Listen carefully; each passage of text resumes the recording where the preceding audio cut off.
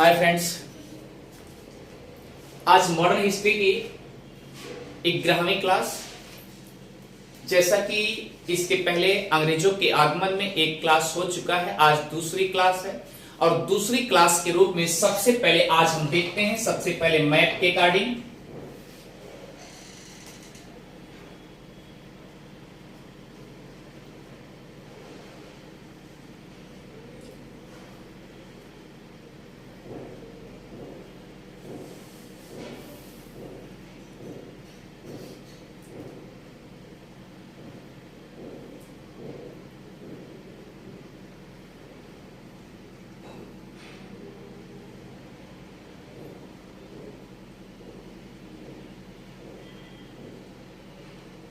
Friends, यहां आपका ये लंदन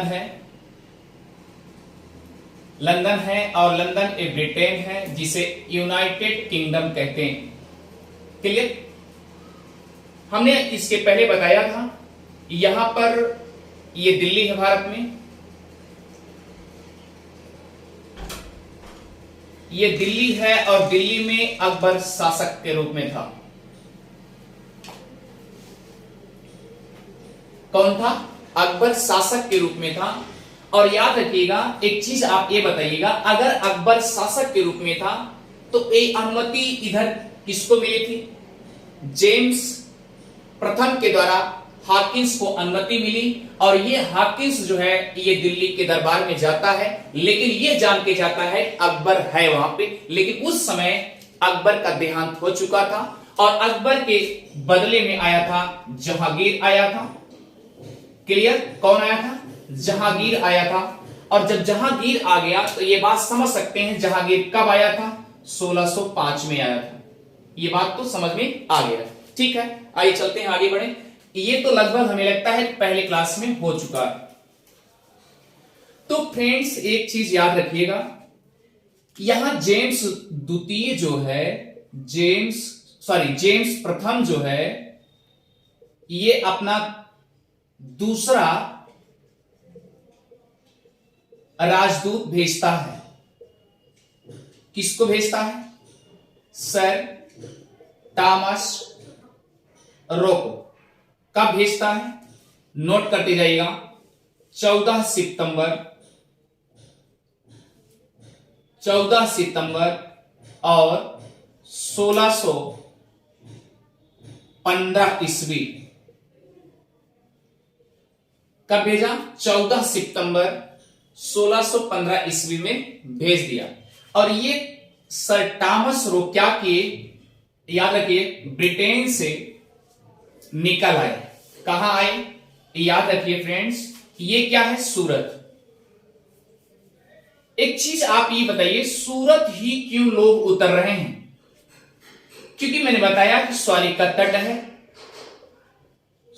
का तट है और दूसरा कंडीशन है, स्वाली के तट पर सूरत जो है ये पहली फैक्ट्री के रूप में स्थापित हो गई थी। इसलिए भैया याद रखिएगा, पहली फैक्ट्री तो हमको देखना ही पड़ेगा ना। देख ले पहली फैक्ट्री हमारी कैसी बनी है। तो सूरत में कितना दिन रुका? लगभग 44 दिन रुका है। कौन रुका है? Sir Thomas Roe. ये जाके वहां रुका है। ठीक है, अब सुनिए, अगर यहां पर रुका है तो अभी बताइए, यहां पर पुर्तगालियों का जलवा है, पहले से पुर्तगालियों का जलवा है। और पुर्तगालियों का जलवा जब होगा तो स्वाभाविक सी बात, ये क्या करेंगे? सर टॉमस रो को भी तो परेशान करेंगे। और जब सर टॉमस रो को परेशान करेंगे, क्योंकि भाई वो भी जहाजी बेड़ा लेके आया है तो उसको दिक्कत खड़ी होगी ना, तो फिर क्या करेंगे? तो कहने का मतलब इसको भी हटाएंगे, इसको हटाएंगे सर टॉमस रो। और जब सर टॉमस रो को हटाएंगे तो क्या करेगा बेचारा? धीरे से यहां से चलेगा और जैसे चला ये आगरा पहुंचा। कहां पहुंचा? आगरा। आप नोट करते जाइएगा, आगरा में एक खुर्रम नाम का व्यक्ति था, प्रिंस करके लिखा जाता था, प्रिंस खुर्रम। क्लियर?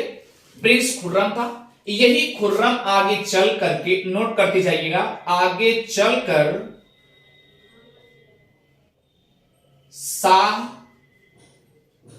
जहां कहलाता है। क्या कहलाता है? शाहजहां कहलाता है, जिसे आज कहते नहीं शाहजहां।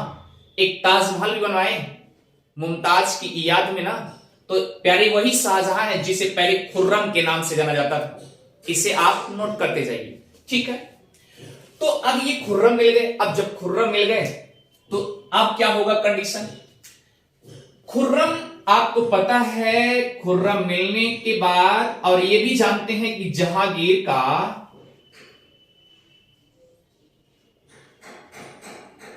छोटा पुत्र भी है, कौन? शाहजहां। क्लियर? उस समय यहां जो दिल्ली का दरबार लगा हुआ है, दिल्ली का दरबार में जहांगीर था ही,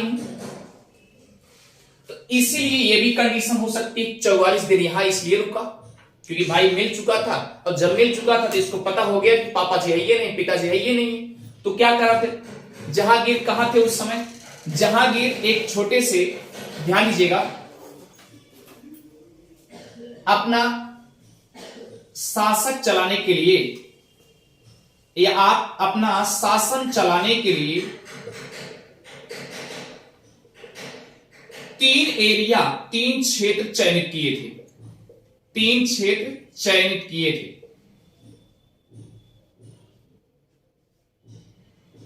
नंबर 1, याद रखिएगा,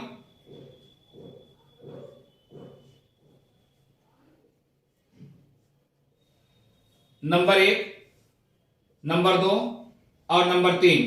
नंबर 2 पे मांडू है। मांडू कहां है? एमपी में। और यहां पर क्या है? इलाहाबाद। इलाहाबाद कहां है? उत्तर प्रदेश। क्लियर? और यहां पर क्या है? आप बता सकते हैं? ये कमेंट करके बताइए। शासन चलाने के लिए, जैसा कि इसके पहले बताया जा चुका है, शासन चलाने के लिए 3 क्षेत्रों को चयनित किया था। कौन कौन था? कौन कौन था?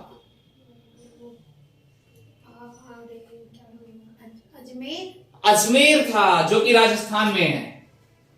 क्या है? अजमेर था। अजमेर और मांडू। और ये अजमेर कहां है? राजस्थान में। बताया गया था ना, कल की क्लास में बताया गया। अब आप सोचिए, तो यहां पर एक चीज ध्यान दीजिएगा, जहांगीर यहीं पर आया था। कब आया था? 1615 में आया था। क्लियर? कल की क्लास में बताया गया था ना। हाँ। 3 प्लेस दिया था और ये बताया था कि भैया यहां पर पापा जी हैं। कहां पे हैं? मांडू में। इसका मतलब मांडू में अगर जहांगीर है तो वहीं तो लेके जाएगा ना। कौन लेके जाएगा? खुर्रम लेके जाएगा। खुर्रम मतलब शाहजहां लेके जाएगा। अब यहां पर लेके आए मांडू में। अब ये सवाल उठता है कि मांडू में, यानी ना तो अजमेर में था, ना तो मांडू, सॉरी, ना तो इलाहाबाद में था, आखिर मांडू में जहांगीर कर क्या रहा था? सवाल ये उठ रहा है। जहांगीर जो है मांडू में था, क्या कर रहा था? क्योंकि याद रखिएगा, दक्कन ट्रैप में उस समय जंग चल रहे थे। जंग या कह लीजिए लड़ाई चल रही थी। क्यों चल रही थी? याद होगा कि पुर्तगालियों के समय एक चीज देखिए, हम कहते हैं जब घर का बर्तन फूटता है, घर के आपस में विवाद होता है, तो तीसरा मजा लेता है, स्वाभाविक सी बात। क्लियर है? तो कहने का मतलब इधर पुर्तगालियों के समय में भी इधर सामूरी था, इधर दक्कन के ट्रैक में याद रखिएगा बहमन का साम्राज्य चल रहा था। आपस में दोनों पटरी नहीं रही थी, पटरी ही नहीं रहती थी। अब सोचिए, बहमन का साम्राज्य और इधर क्या होता था? सामूरी था, जिसे क्या कहते हैं? जमोरिन कहते हैं। कालीकट के तट पे वही था ना, उसका शासक कौन था? जमोरिन था। इधर बहमन का साम्राज्य चला, और जब दोनों का साम्राज्य आपस में पटरी थी नहीं, तो तीसरा क्या करेगा? पुर्तगाली आए, चाहे डच आए, चाहे अंग्रेज आए, सब तो आते जाएंगे ना, स्वाभाविक सी बात। तो याद रखिए, दक्कन ट्रैप में उस समय जंग चल रहा था, और उसी को देख, क्योंकि भाई पूरे भारत को देखने के लिए यहां पर दिल्ली सेंटर था। क्लियर? और दिल्ली से ही सब कुछ देखा जाता था। ये बात समझ? अब इसीलिए जहांगीर कहां था, ये सोच रहा था कि हमको इसको निगरानी करना है, यहां पर दक्कन में कोई इस तरीके से जंग युद्ध लड़ाई होने ना पाए। क्लियर? अब इसलिए इसको देखने के लिए ये मांडू में आके ठहरा था, वहां से नियरेस्ट नजदीक था, इसलिए वो ठहरा था एमपी में। क्लियर? बात समझ? क्योंकि देखिए इलाहाबाद क्षेत्र तो ऊपर पड़ जाएगा, अजमेर भी ऊपर पड़ जाएगा, मांडू यहाँ अगर एमपी है तो स्वाभाविक सी बात इन दोनों की अपेक्षा नीचे है ना, इसलिए भाई यहां से देखेगा, निगरानी करेगा। इसलिए मांडू शहर में जहांगीर मिलता है, किससे मिलता है? तामसरो से। ये बात समझ में आ गई? अब सुनिए, अगर ये अब हुआ क्या, जहांगीर अपने साथ बैठाता है, 3 साल तक लगभग रखता है, और उसके बाद कहता है कि ऐसा करो तामसरो। कौन कहता है? जहांगीर कहता है ऐसा करो तामसरो, आप मेरा एक राजदूत बन जाओ, और राजदूत बन जाओगे तो हम आपको क्या करेंगे, अजमेर और मांडू और इलाहाबाद ये तीनों क्षेत्र आपको निगरानी के लिए हम दे देंगे। क्लियर? क्योंकि याद रखिए पहले क्लास में हमने बताया था कि पहले क्लास में हाकिंस क्या किया था, 3 साल करने के बाद आज्ञा का अवहेलना करने के बाद वो बैक हो गया था, भगा वहां से। और इसको जेम्स प्रथम ने इसको समझा बुझा के भेजे थे, याद है ना, टॉमस रो को समझा बुझा के भेजे थे, ऐसा है टॉमस जैसा हाकिंस किया है कहीं वो गलती दोहराना मत। आई बात में? इसीलिए ये क्या किया, प्यार से वहां 3 साल रुका, और ये एरिया के लिए मान लिया ठीक है हम उसकी निगरानी करेंगे, क्लियर, देख रेख करेंगे, आप जैसा आज्ञा देंगे। अब भाई जब इसको हक मिलने लगा, धीरे धीरे हक मिलने जमाएगा, अच्छी बात है। लेकिन ये तीनों एरिया क्यों दिया था, आप दिमाग लगाइए, इसलिए दिया था क्योंकि हाकिंस के जाने के बाद हाकिंस को क्या दिया था, मनसब दिया था, रैंक दिया था, पद दिया था, लेकिन वह क्या किया, उसका अवहेलना किया, उसके लिए भाग आया। आई बात में?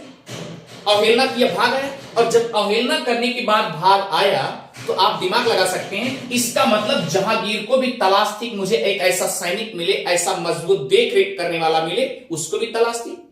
तो जहांगीर ने तामसरो से कह दिया भैया हमको भी जरूरत है, आप अगर चाहो तो मेरा राजदूत बन जाओ और तीनों एरिया आपको दे देते हैं, आप संभालो। क्लियर? आप देखिए अब सवाल उठता है, तब ये धीरे धीरे ये संभालने के लिए यानी 1615 में संभालने को इसको मौका मिल गया, मिला, अब ये संभाल रहा है। लेकिन हुआ क्या भाई, कहते नहीं कि अगर हम ट्रेन में बैठे हैं या कोई सीट हमको बैठने के लिए मिल जाए तो क्या करते हैं, आप लेटने के लिए प्लान बनाते हैं। तो सेम कंडीशन यही है, अजमेर में ये क्या किया, तामसरो क्या किया जानते हैं, जैसी जगह मिली ये क्या बनाने शुरू कर दिया, अपना फैक्ट्री खोलने का मूड बना लिया। अब तो हमें जगह मिला है, और यही क्योंकि जेम्स प्रथम भी समझा के भेजे थे, देखा अवहेलना जी ये हाकिंस की है, अगर हाकिंस की तरह अवहेलना करेंगे फिर आप भी वहां खदेड़े जाएंगे। क्लियर? तो ये अजमेर में अपनी फैक्ट्री डालना शुरू किया, छोटी फैक्ट्री डाल दिया, और जैसे पता चला, किसको पता चला, 1618 में, क्लियर, 1618 में इसको अनुमति परफेक्ट रूप से मिल गई कि ये करने जा रहा है, और इसको मतलब ये मिल गया जहांगीर को कि अजमेर में ये फैक्ट्री डालने जा रहा है, सूचना मिल गई। भाई आपने 3 स्थान दिया, तीनों स्थान पे क्या किया, ये फैक्ट्री डालने जा रहा है, एक फैक्ट्री डालेगा, एक फैक्ट्री डालेगा, दूसरी फैक्ट्री डालेगा, तीसरी फैक्ट्री, तब तो आपका दूर खत्म हो जाएगा ना, जहां आप मनसब के रूप में जिसे चयनित करते थे, लेकिन वो एरिया खत्म हो जाएगा। जब वो एरिया खत्म हो जाएगा तो क्या हुआ, 1918 में ये पूरा चयनित किए गए, और उसके बाद जब सूचना मिली फिर क्या हुआ, 1619 में जहांगीर ने इसको बुला लिया, ए तू बहुत गलत काम कर रहा है, हम आपको राजदूत बना के भेजे हैं इस एरिया की निगरानी करने के लिए, और आप क्या करने लगे, फैक्ट्री डालने लगे। अब बताइए क्या जरूरत थी फैक्ट्री डालने की। तब उसके बाद ये बुला लिए, क्लियर, किसने बुलाया, जहांगीर ने बुला लिया, किसको बुला लिए,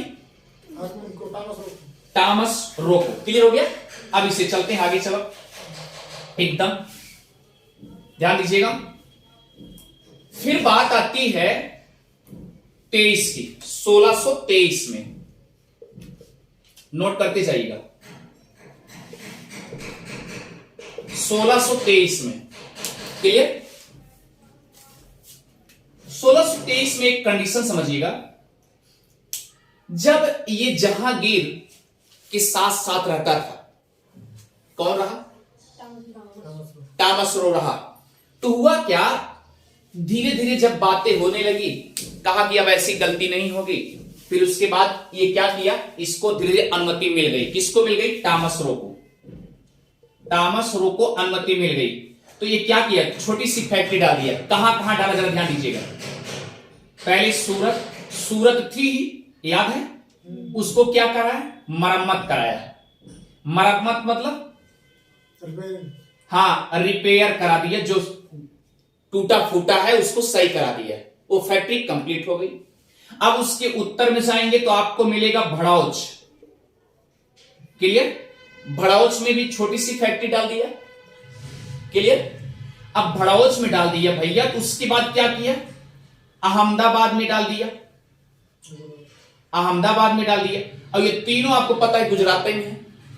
क्लियर? और जब ये फैक्ट्री डाल दिया और छोटी सी फैक्ट्री आप कह लीजिए आगरा में भी डाल दिए।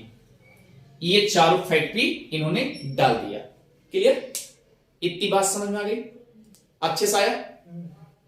ये तीनों फैक्ट्री टॉमस रो ने डाल दिया। अब आगे चलते हैं। हुआ क्या, जब, अच्छा ये बताइए, ये वाला एरिया तो धीरे धीरे कब्जा हो ही गया ना, बताओ हुआ कि नहीं हुआ? पूरा गुजरात। और देखिए भड़ौच की खूबी क्या है, याद रखिए, भारत की रासायनिक क्या कहलाती है, कल बताया गया था, भारत की रासायनिक केंद्र कहलाता है, या और क्या कहलाता है, मूंगफली का शहर कहलाता है।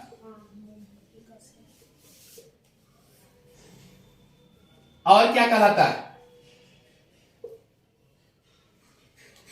बताइए? उर्वरक, उर्वरकों का शहर कहलाता है। ये बात तो समझ में आ गई ना? तो याद रखिएगा। अब दूसरा कंडीशन था, इसके पहले अजमेर में छोटी सी फैक्ट्री डाल ही चुका था, तो याद रखिए अजमेर में छोटी सी फैक्ट्री डाल चुका था, उसी को भी प्रिपेयर कराया। इसका मतलब अजमेर भी हो गया। अब इतनी जगह तो, राजस्थान, आगरा, अहमदाबाद, सूरत, भड़ौच, इतनी जगह तो फैक्ट्री खुल गई ना अच्छे से। ये बात तो समझ में आ गई ना? अब आइए चलते हैं 1632 में। Clear friends? एकदम बढ़िया से पढ़ते चलिए। हुआ क्या कंडीशन, मैप से समझते चलिए। एक बार फिर से मैप ड्रा करते हैं।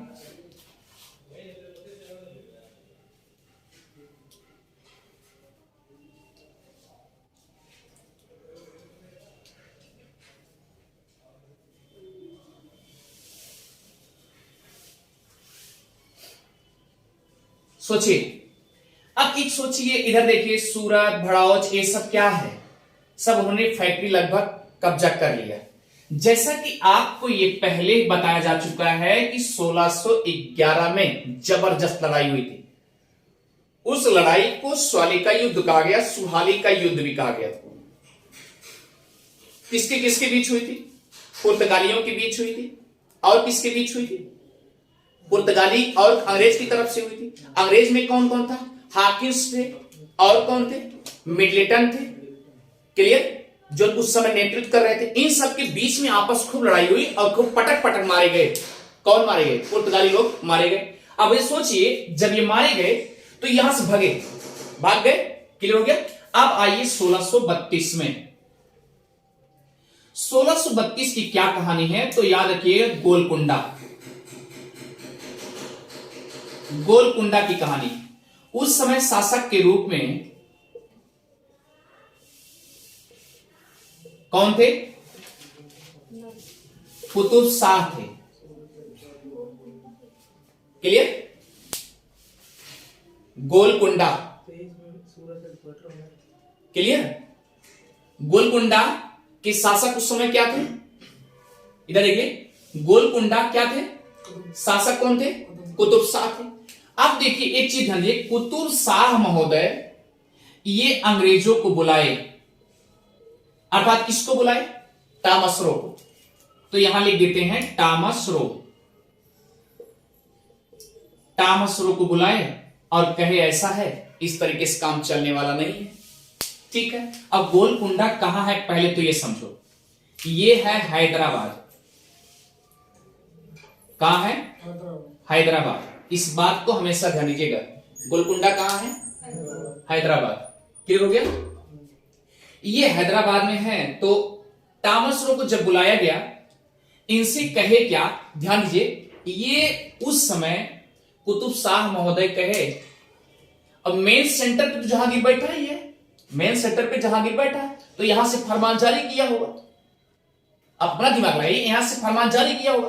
लेकिन यह भी हो सकता है कि यहां जहांगीर जो बैठा है, ये तो पूरा भारत देख रहा है, लेकिन यहां कुतुब शाह को अनुमति मिली होगी, ऐसा है, ठीक है, वो करने जा रहा है, वहां किया है, इस तरीके से तामसरो को भी अनुमति मिल गई। क्या?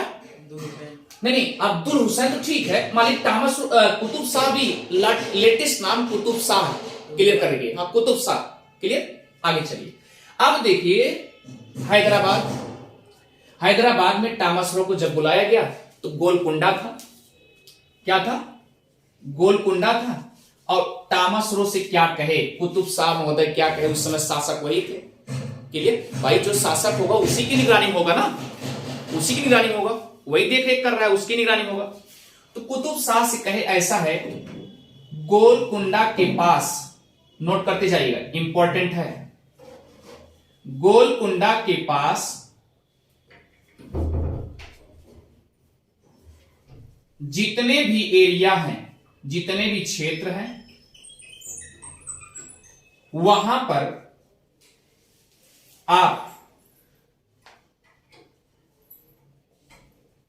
फैक्ट्री या उसका प्रयोग कर सकते हैं। किसको अनुमति मिल सकी? कर सकते हैं। तामसरो को मिल गया, तामसरो भाई तो खुश हो गया, ठीक, हमको मिल गया भाई, गोलकुंडा मिल गया। और उसके बाद क्या कहे, ध्यान दीजिएगा, इन्होंने इस तरीके से कह दिया। और उसके बाद ये भी कहे कि हाँ, एक चीज है, आप उस एरिया को यूज करिएगा। सुमित भैया, उस एरिया को यूज करिएगा। किसने कहा? कुतुब शाह ने कहा। किससे कहा?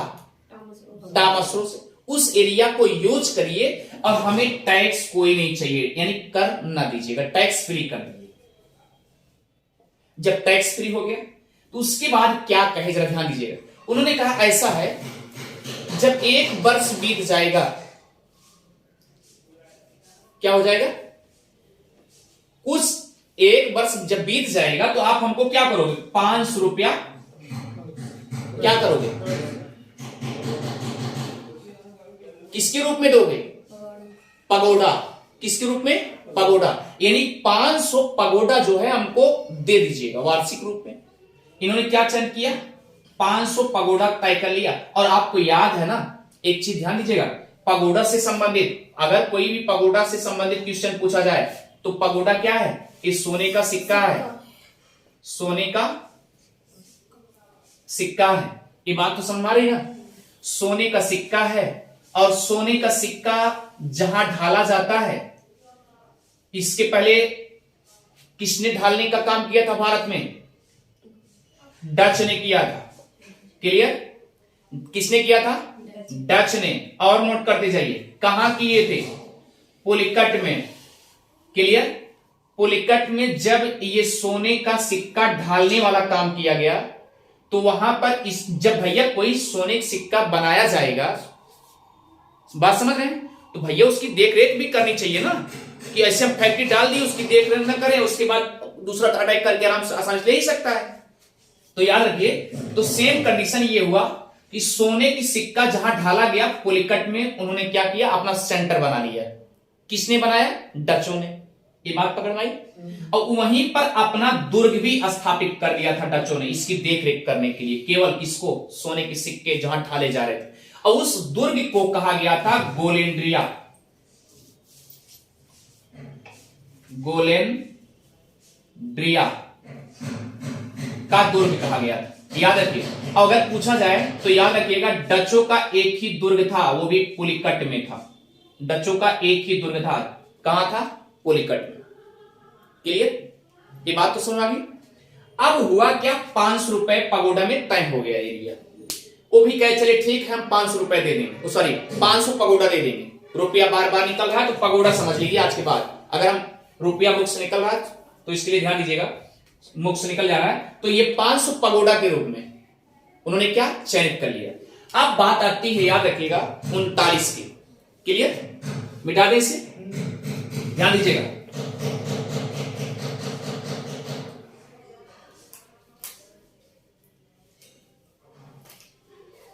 चलिए 1639 की बात आती है। 1639 में चंद्रगिरी के राजा थे, चंद्रगिरी के राजा याद रखिए पेंडा, रुकिए, पेड्डा नोट करिए, अरे यार पेड्डा लिख लीजिए, पेड्डा वेंकट, उस समय पेड्डा वेंकट रमन। क्लियर, पेड्डा वेंकट रमन चंद्रगिरी के राजा थे उस समय, प्रेजेंट टाइम में जब ये कहानी होती है। तो हुआ क्या, ध्यान दीजिएगा। और दूसरी कहानी सुनिए, अच्छा ही भैया इधर देखिए। अगर चंद्रगिरी के राजा पेड्डा वेंकट जो है ये शासक के रूप में है, तो कोई न कोई अंग्रेजी होगा जो नेतृत्व कर रहा होगा, बोलिए ना, कोई न कोई नेतृत्व करने वाला अंग्रेज की तरफ से होगा, तो वही उसी को बुलाएंगे ना, ये पेड्डा शासक जो है उसी के रूप में बुलाएंगे ना। किसको बुलाएंगे, तो याद रखिए उसका नाम था फ्रांसिस डे, नोट कर लीजिए।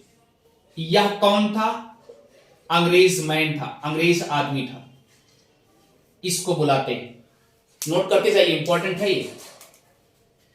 चंद्रगिरी के राजा थे पेड्डा वेंकट, क्लियर। किसको बुलाए, फ्रांसिस डे को, किसको बुलाए, फ्रांसिस डे को बुलाए। और उसके बाद कहे, जरा ध्यान दीजिए क्या कहे। पहले तो ये जाने चंद्रगिरी कहां है, कर्नाटक के मैसूर जिला में, क्लियर। और देखिए कावेरी नदी के उत्तर में, क्लियर, कावेरी नदी के उत्तर में ये इनको मिल गई अनुमति। इन्होंने एक फरमान जारी कर दिए, किसके सामने, फरमान जारी किए, क्या फरमान जारी करते हैं, याद रखिएगा। 1639 में पेड्डा महोदय इन्होंने कहा क्या, किसको फरमान जारी करते हैं, फ्रांसिस डे को, भाई उस समय नेतृत्व कर रहा था, इनको बुलाए, उसके बाद नेतृत्व करने के बाद फरमान जारी किए। तो कहे क्या कि ऐसा है मद्रास, हम आपको 1200 रुपया पट्टे पर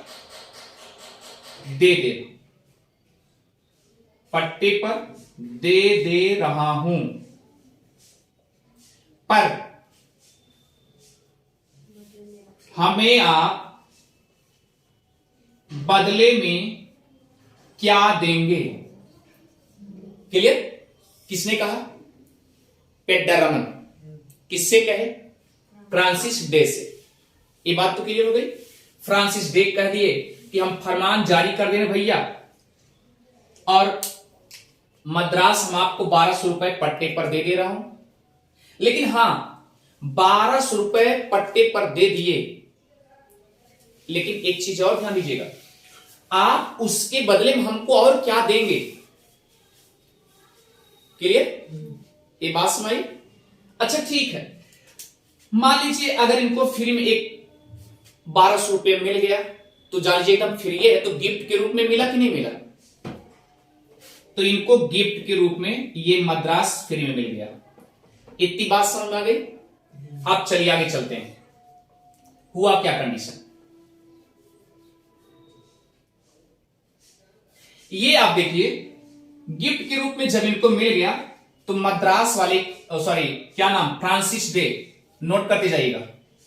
फ्रांसिस डे महोदय क्या किए, मद्रास में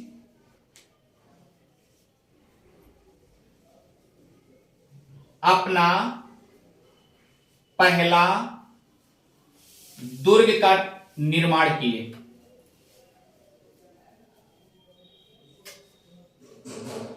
दुर्ग का निर्माण किए, बस भाई। तो अगर आपसे पूछा जाए कि अंग्रेजों का पहला दुर्ग कहां स्थापित हुआ, तो याद रखिएगा मद्रास में। ये बात समझ गई, क्लियर? यही सन यही हाँ सन यही है, क्लियर हो गया। दुर्ग स्थापित हो गया। अब ये सोचिए अगर दुर्ग स्थापित हो गया तो स्वाभाविक सी बात है यहां पर दुर्ग में अगर कोई चीज दुर्ग एक किला बनाते हैं तो उसकी देख रेख भी करना चाहिए ना। तो ये क्या किए, ये देखिए इधर देखिए, जो ये तमिलनाडु वाला बॉर्डर है, तमिलनाडु वाला रेखा है, इस तट को कहते हैं कोरोमंडल तट, नोट कर लीजिएगा, कोरोमंडल तट। इस तट को रखवाली करने के लिए अर्थात यही मद्रास से बैठ करके पूरा कोरोमंडल का तट रखवाली किया जा रहा था। किसके द्वारा?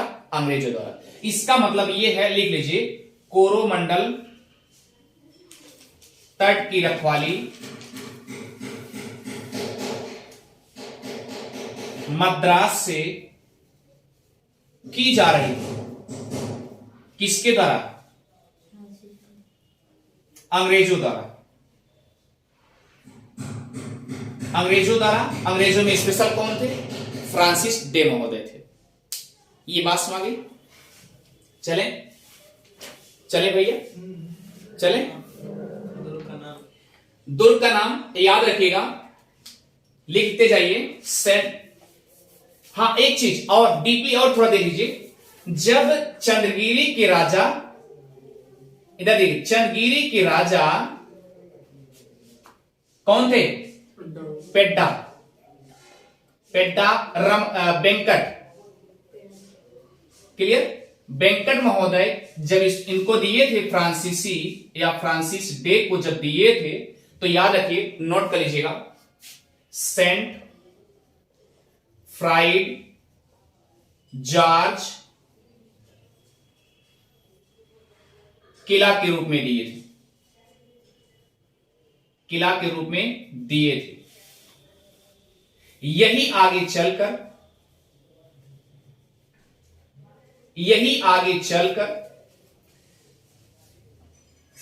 सेंट, नोट करते जाइएगा, सेंट जॉर्ज,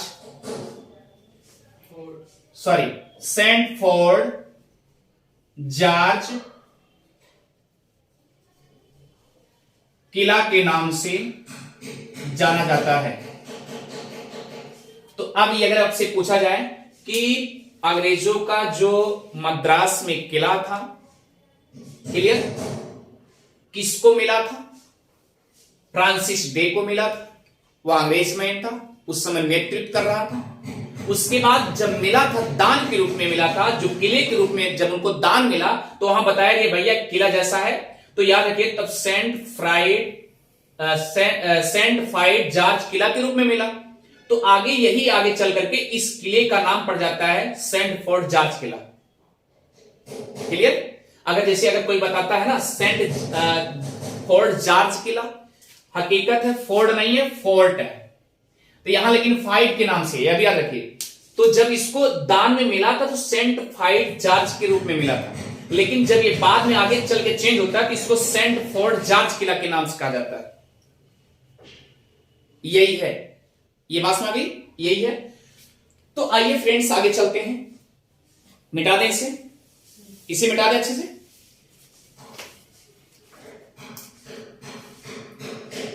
चलिए आगे देखिए,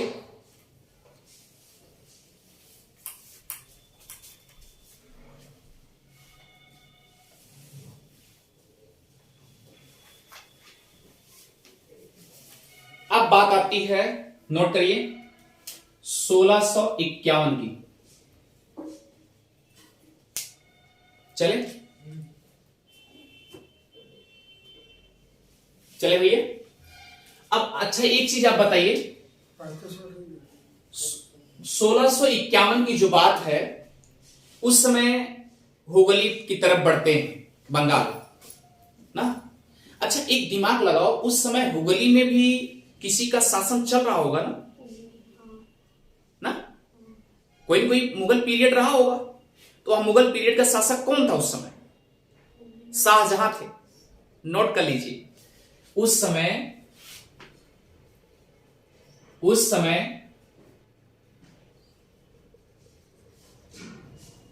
शाहजहां थे।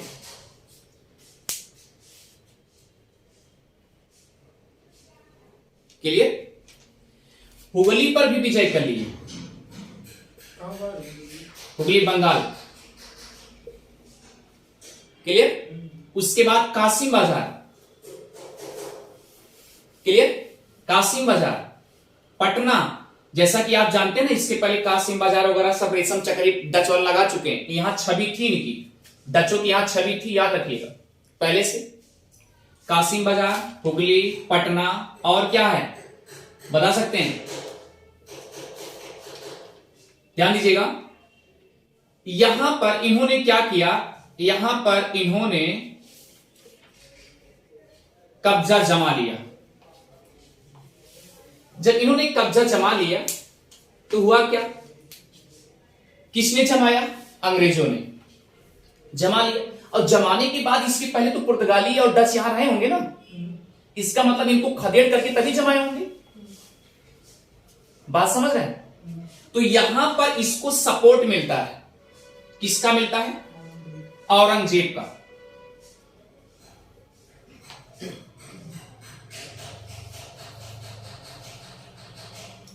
यहां पर औरंगजेब का सपोर्ट मिल जाता है। क्लियर? अब भैया अगर मुगल शासक कोई अगर किसी का सपोर्ट मिल जाएगा तो अंग्रेज और उत्साहित होंगे और अच्छा काम करेंगे। तो हुआ क्या कंडीशन, यहां से जितने पुर्तगाली थे, डच थे, सबको खदेड़ना शुरू किए। क्लियर? अधिकतर तो पुर्तगाली छाए थे। पुर्तगालियों को जब खदेड़ना शुरू किए तो ये कहां भाग चले गए? ध्यान दीजिएगा, ये कहीं कहीं भागेंगे, निकास होगा कि नहीं होगा। तो हुआ क्या कंडीशन, अब देखिए थोड़ा सा एक एग्जैक्ट पॉइंट देखिएगा। कहने का मतलब जब यहां से हटना शुरू किए तब पुर्तगाली अपना दिमाग लगाए, अपना दिमाग लगाए। क्या दिमाग लगाए? याद रखिए कब? 1661 में। उस समय ब्रिटेन के राजा, याद रखिए चार्ल्स, ब्रिटेन के राजा चार्ल्स सेकंड थे। और उस समय पुर्तगाल दिमाग लगा करके पुर्तगालों की तरफ से एक राजकुमारी थी जिसका नाम था कैथरीन। हाँ, कैथरीन और कैथरीन मेव, याद रखिए कैथरीन मेव फुल नेम है। कैथरीन मेव से शादी करा देते हैं। क्या करा देते हैं? शादी हो जाती 1661 में। क्लियर? अब देखिए 1661 में इन दोनों की शादी हुई, फिक्स हो गया। चार्ल्स द्वितीय जो कि ये राजकुमारी के रूप में थी, शादी हो गया। अब ये क्या की, ये चली गई कहां? अंग्रेज चली गई। तो स्वाभाविक सी बात, एक कंडीशन ऐसा आएगा, ये चार्ल्स द्वितीय के पास ये राजकुमारी पहुंची। पहुंचने के बाद क्या हुआ, जरा ध्यान दीजिएगा। ये पुर्तगाली पहले से हतोत्साहित हो ही गए थे। हाँ रुक जाइए। तो पुर्तगाली हतोत्साहित हो गए। जब हतोत्साहित हो गए तो सोचे इस तरीके से नहीं, हमें अंग्रेजों के शरण में जाना ही पड़ेगा। तो अंग्रेजों के शरण जाने के लिए इसकी तरफ से शादी करा दी, कैथरीन की शादी भी करा दी। अब कैथरीन की जब शादी करा दिए तो उसके बाद बंबई शहर को दहेज के रूप में दे दिए थे, क्योंकि बंबई उस समय उनके कब्जे में था ना, था कि नहीं था? उस समय पुर्तगालियों के था, कब्जे में था, क्योंकि पुर्तगाली अभी तक चर्चा बंबई क्यों नहीं की थी? उसके कब्जे में था तो वो दहेज के रूप में क्या दान दे दिए।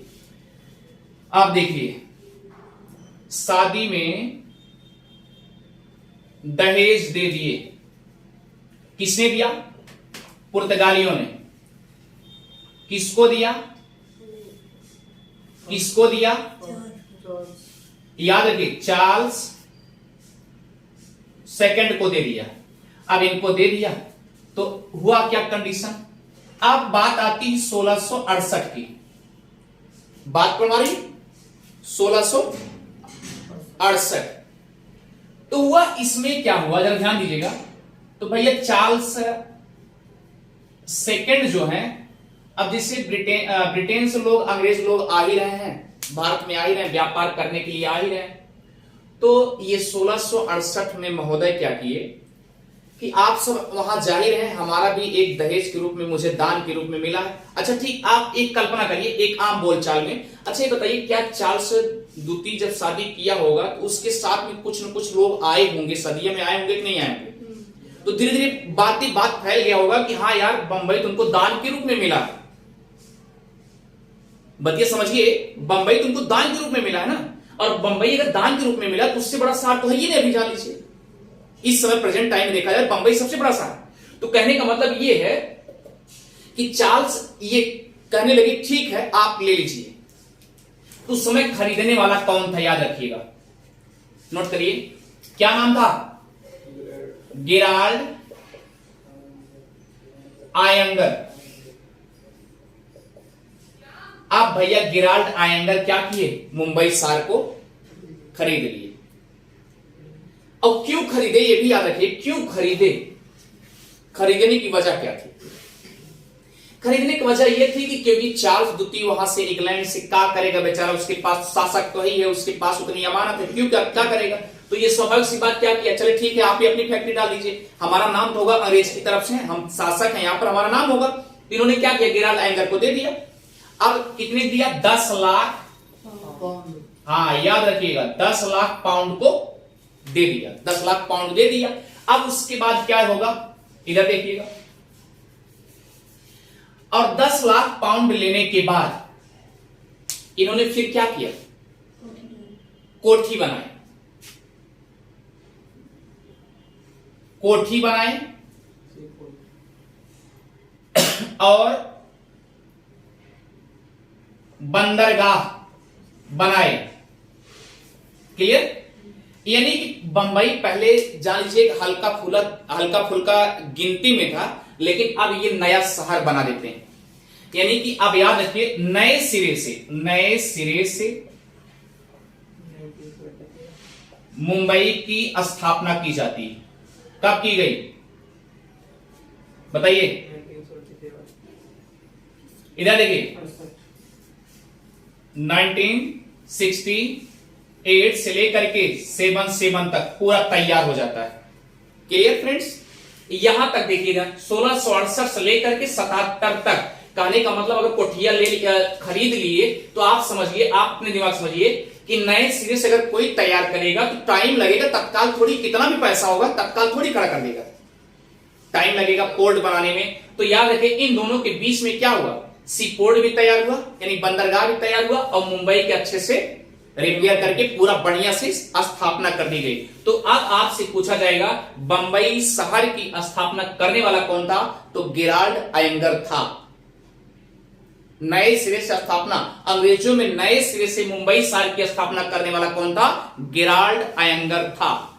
क्लियर हो गया? एक चीज मुझे बताओ, अब देखिए हुआ क्या कंडीशन।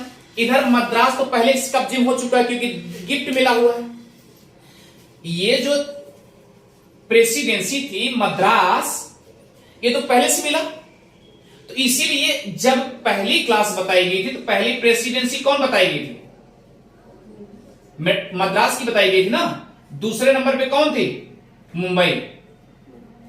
और तीसरे नंबर पे कलकत्ता। ये क्या थी? मद्रास। और दूसरे पे मुंबई और तीसरे पर कलकत्ता। तीनों प्रेसिडेंसियों से देखा जाता था ना, पहली क्लास में बताया गया था। अब बताइए, मद्रास तो गिफ्ट मिल गई, इधर फिर क्या हुआ? मुंबई शहर को बना लिए। दोनों प्रेसिडेंसी किसके कब्जे में हो गई?